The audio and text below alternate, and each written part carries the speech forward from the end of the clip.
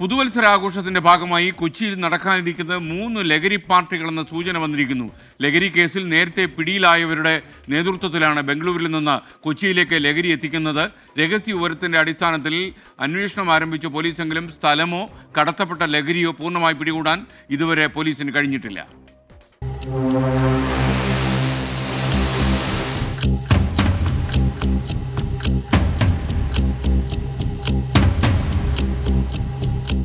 പുതുവർഷാഘോഷ തിമിർപ്പിലൊരുങ്ങുകയാണ് കൊച്ചി. കണ്ണുനട്ട് കാത്തിരിക്കുകയാണ് ലഹരി സംഘങ്ങൾ. ബംഗളൂരുവിൽ നിന്നടക്കം മാരക രാസലഹരി കൊച്ചിയിലേക്ക് എത്തിച്ചിട്ടുണ്ട്. ഈ വർഷത്തെ കൊച്ചിയുടെ പുതുവർഷം ലഹരിയിൽ മുങ്ങുമോ? കഴിഞ്ഞ കുറച്ചു നാളുകളായി കൊച്ചിയിലെ പുതുവത്സരാഘോഷങ്ങളെ ലക്ഷ്യമിട്ടു തന്നെയാണ് ലഹരി മാഫിയ മുന്നൊരുക്കങ്ങൾ നടത്തുന്നത്. ലഹരി പാർട്ടിക്ക് വേണ്ടി ആളെ കൂട്ടാൻ മയക്കുമരുന്നിന്റെ ഉപയോഗം സ്റ്റാറ്റസ് ആക്കിയാണ് കൊച്ചിയിലെ പ്രധാന കടത്തുകാരി എക്സൈസിനെയും പോലീസിനെയും വെല്ലുവിളിക്കുന്നത്.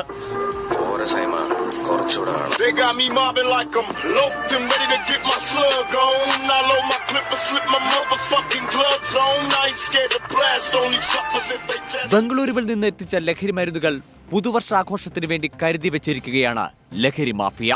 ചുരുങ്ങിയത് 3 ലഹരി പാർട്ടികളെങ്കിലും കൊച്ചിയിൽ നടക്കുമെന്ന് ലഹരിക്കടത്തുകാർ തന്നെ പറയുന്നു. ന്യൂ ഇയർ ഒക്കെ വരുവാണല്ലോ, അപ്പോൾ സാധാരണ കൊച്ചിയിൽ ഇങ്ങനെയുള്ള ലഹരി പാർട്ടികൾ നടക്കുമല്ലോ. ഈ പ്രാവശ്യം അങ്ങനെ നടക്കുന്നതായിട്ട് വല്ലതും അറിയാവും? ഇപ്പം തന്നെ തീർച്ചയായിട്ടും ഒരു 3-4 പാർട്ടികൾ തന്നെ ഇപ്പോൾ ആയിട്ടുണ്ടാകും എങ്ങനെ വന്നാലും. കാരണം അതിന് മാത്രം സാധനങ്ങൾ എത്തിയിട്ടുണ്ടെന്നാണ് ഒരു ഏകദേശം ഒരു ഐഡിയ വെച്ചിട്ട് മനസ്സിലാകുന്നത്. എന്തായാലും പാർട്ടി നടന്നിരിക്കും, ഉറപ്പാണ്.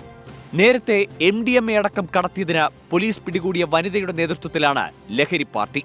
എന്നാൽ എവിടെ വെച്ചാണ് പാർട്ടി നടക്കുന്നതെന്ന വിവരം അവസാന നിമിഷമാകും ലഭിക്കുക. അതിനാൽ പോലീസിനും എക്സൈസിനും ലഹരി പാർട്ടികളെക്കുറിച്ച് വിവരം ലഭിച്ചാലും മറ്റൊന്നും ചെയ്യാൻ സാധിക്കില്ല. ബംഗളൂരുവിൽ നിന്ന് കൊച്ചിയിലേക്ക് കടത്തുന്ന ലഹരി മരുന്നുകൾക്കെതിരെ കർശന നടപടി സ്വീകരിക്കുമെന്ന് റൂറൽ പോലീസ് മേധാവി വൈഭവ് സക്സേന. നമ്മുടെ അണ്ടർസ്റ്റാൻഡിംഗ് അനുസരിച്ച് ഈ മാനുഫാക്ചറിംഗ് എല്ലാം നോർത്ത് ഇന്ത്യയിലെ ഡൽഹി NCR ഏരിയയിലെ നടത്തുന്നുണ്ട്, അവിടെ ഇൻഡസ്ട്രിയൽ ഏരിയാസിൽ.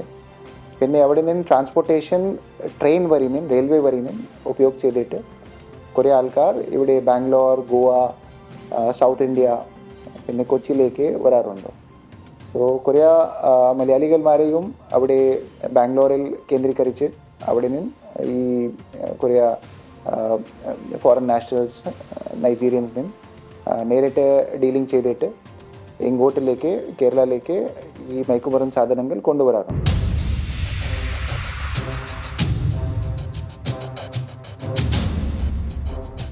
ഏറ്റവും വേഗത്തിൽ സുരക്ഷിതമായി ലഹരിക്കച്ചവടം നടത്താനുള്ള ഇടമായി കൊച്ചിയെ ലഹരി മാഫിയ മാറ്റിയിരിക്കുന്നു. കൊച്ചു കുട്ടികളെപ്പോലും ലഹരിക്കടത്തിനായി മാഫിയകൾ ഉപയോഗിക്കുന്നു. കരുതിയിരിക്കണം നാം ഓരോരുത്തരുമെന്നാണ് പോലീസിന്റെ മുന്നറിയിപ്പ്. കൊച്ചിക്ക് പുറമെ വർക്കല കേന്ദ്രീകരിച്ചും ലഹരി പാർട്ടി നടക്കുമെന്ന് കടത്തുകാരുടെ സംഘത്തിലുള്ളവർ തന്നെ പറയുന്നു. ബംഗളൂരുവിൽ നിന്ന് കൊച്ചിയിലേക്ക് കടത്തിയ ലഹരി വസ്തുക്കളുടെ കണക്ക് പോലും അന്വേഷണ സംഘത്തിന് ഉറപ്പിക്കാനായിട്ടില്ല. പുതുവർഷത്തിനി ദിവസങ്ങൾ മാത്രമാണ് അവശേഷിക്കുന്നത്. കൊച്ചിയിൽ 3ലധികം ലഹരി പാർട്ടികൾ നടക്കുമെന്ന് കടത്തുകാർ തന്നെ ഉറപ്പിച്ചു പറയുന്നു. ബാംഗ്ലൂരിൽ നിന്ന് കൊച്ചിയിലേക്കെത്തിയ ലഹരി കണ്ടുപിടിക്കപ്പെട്ടില്ല എങ്കിൽ കുട്ടികളടക്കമാകും ലഹരിക്ക് ഇരയാക്കപ്പെടുക. വിഷ്ണു സുരേഷിനൊപ്പം S. ശ്യാംകുമാർ, 24 കൊച്ചി. ബംഗളൂരുവിലെ ലഹരി താവളങ്ങളിൽ ഈ അന്വേഷണ റിപ്പോർട്ട് കണ്ടെത്താൻ തയ്യാറാക്കാൻ പോയ S. ശ്യാംകുമാർ നമുക്കൊപ്പം തത്സമയം ചേരുകയാണ്. ശ്യാംകുമാർ, പ്രൈം ടൈമിലേക്ക് താങ്കൾക്ക് സ്വാഗതം.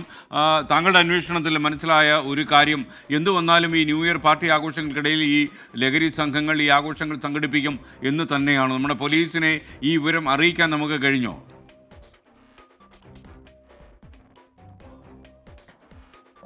SKN, നമ്മൾ ഈ വിവരം പോലീസിനെ അറിയിച്ചിട്ടുണ്ട്. വളരെ ഉത്തരവാദിത്വത്തോടുകൂടി തന്നെ പോലീസിനെ അറിയിച്ചിട്ടുണ്ട്. പോലീസും നമ്മൾ ഈ വാർത്തയിൽ പറഞ്ഞ വനിത ഉൾപ്പെടെയുള്ള ആളുകളുടെ പുറകെ തന്നെയുണ്ട്. പക്ഷേ അവർ എവിടെയാണ് ഈ ലഹരി കൊണ്ട് വച്ചിരിക്കുന്നത് എന്നുള്ളത് കണ്ടുപിടിക്കാൻ സാധിച്ചിട്ടില്ല എന്നുള്ളതാണ് ഒരു ഭീതിജനകമായ സത്യം. കാരണം ആ ലഹരിയാണ് കൊച്ചിയിൽ നേരത്തെ ഒരു മുൻ കടത്തുകാരൻ പറഞ്ഞതുപോലെ തന്നെ 3ലധികം ലഹരി പാർട്ടികൾ ഉറപ്പിച്ചു കഴിഞ്ഞു എന്ന് പറയുമ്പോൾ അവിടെ ഉപയോഗിക്കാനായി സൂക്ഷിച്ചിരിക്കുന്നത്. അത് കണ്ടുപിടിക്കപ്പെട്ടില്ല എങ്കിൽ അവിടെ ബുക്ക് ചെയ്ത് വരുന്നത് ഒരുപക്ഷേ നമ്മുടെ നാട്ടിൽ നാളെ ഭാവികളായ കുട്ടികളായിരിക്കും. അവരൊക്കെ ആ പാർട്ടിയിലെത്തിയ ലഹരി ഉപയോഗിച്ചു കഴിഞ്ഞാൽ പിന്നീട് അതിൻ്റെ ഒരു കണ്ണിയായി കഴിഞ്ഞാൽ ഒരിക്കലും മുറിച്ചു മാറ്റാൻ പറ്റാത്ത രീതിയിൽ അതിൻ്റെ ഭാഗമായി തീരുകയും ചെയ്യും, മറ്റു കുറ്റകൃത്യങ്ങളിലേക്ക് തിരിയും. അങ്ങനെ ഉണ്ടാകാതിരിക്കണമെങ്കിൽ അത് കണ്ടുപിടിക്കപ്പെടണം. പക്ഷേ എവിടെയാണ് ഈ ലഹരി കൊണ്ട് വെച്ചിരിക്കുന്നത് എന്നുള്ളത് പോലീസും എക്സൈസും ഉൾപ്പെടെ നിരന്തരം അന്വേഷണം നടത്തിയിട്ടും കണ്ടെത്താൻ സാധിച്ചിട്ടില്ല. കൊച്ചി നഗരം ഈ പുതുവർഷ രാവിൽ കൂടുതൽ ജാഗ്രത പുലർത്തണമെന്നൊരു മുന്നറിയിപ്പ് പോലീസ് നൽകുന്നുണ്ട്. റൂറൽ എസ് പിയും പറഞ്ഞത് തന്നെയാണ്. കൊച്ചിയിലേക്ക് നമ്മുടെ മലയാളികൾ തന്നെ കേരളത്തിലേക്ക് കൊച്ചിയിലേക്ക് മയക്കുമരുന്ന് കടത്തിൻ്റെ വാഹകരാകുന്നു എന്നുള്ളതാണ് അദ്ദേഹം വളരെ വ്യക്തമായി പറഞ്ഞത്.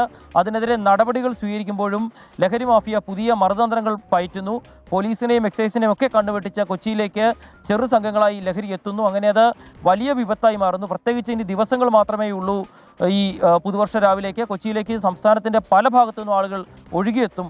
അവരിൽ ആർക്കൊക്കെ ഈ ലഹരി പാർട്ടിയിലേക്ക് പോകാൻ സാധിക്കും, അല്ലെങ്കിൽ ആരൊക്കെ ഉപയോഗിക്കുമെന്നുള്ളത് വലിയൊരു ചോദ്യചിഹ്നം തന്നെയാണ്. പ്രത്യേകിച്ച് നേരത്തെ ബാംഗ്ലൂർ പോലീസൊക്കെ പറഞ്ഞ പോലെ മലയാളികൾ ബാംഗ്ലൂരിൽ നിന്ന് കേരളത്തിലേക്ക് ലഹരി കൊണ്ടുവരുന്നു, ബാംഗ്ലൂരിലെത്തി ലഹരി ഉപയോഗിക്കുന്നു, ആ കച്ചവടക്കാരുടെ കൂട്ടത്തിൽ ചേരുന്നു.